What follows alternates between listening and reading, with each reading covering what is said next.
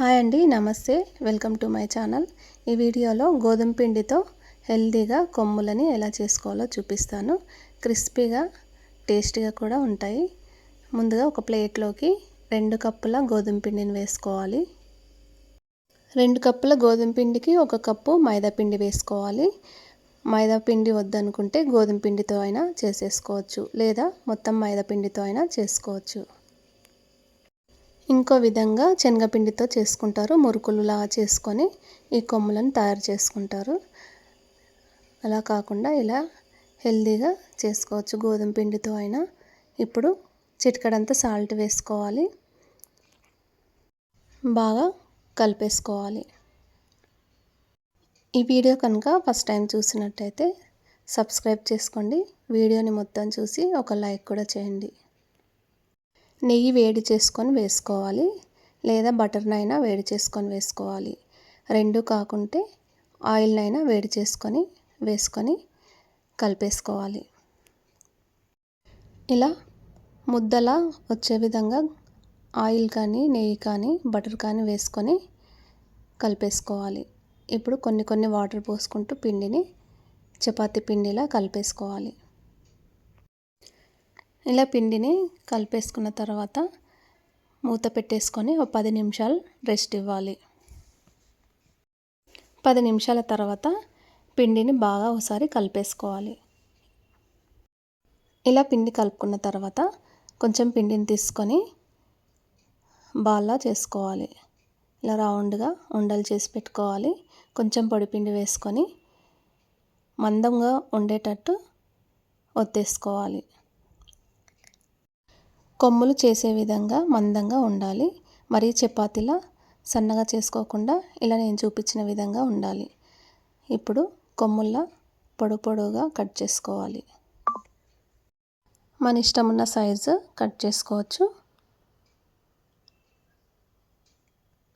అన్నిటినీ ఇదే విధంగా చేసుకొని ఒక ప్లేట్లోకి వేసుకోవాలి.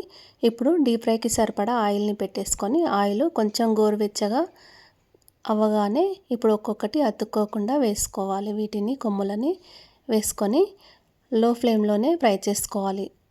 లో ఫ్లేమ్ నుంచి మీడియం ఫ్లేమ్లోకి అడ్జస్ట్ చేసుకుంటూ ఫ్రై చేసుకోవాలి. హై ఫ్లేమ్ మాత్రం పెట్టుకోవద్దు, లోపల ఉడకకుండా ఉంటుంది, ఫ్రై అవ్వదు, లోపల పిండిగా ఉంటుంది. కాబట్టి లో ఫ్లేమ్లోనే ఫ్రై చేసుకోవాలి. కొంచెం టైం పడుతుంది కానీ చాలా బాగా క్రిస్పీగా వస్తాయి. లైట్ గోల్డెన్ కలర్ రాగానే తీసేసుకోవాలి.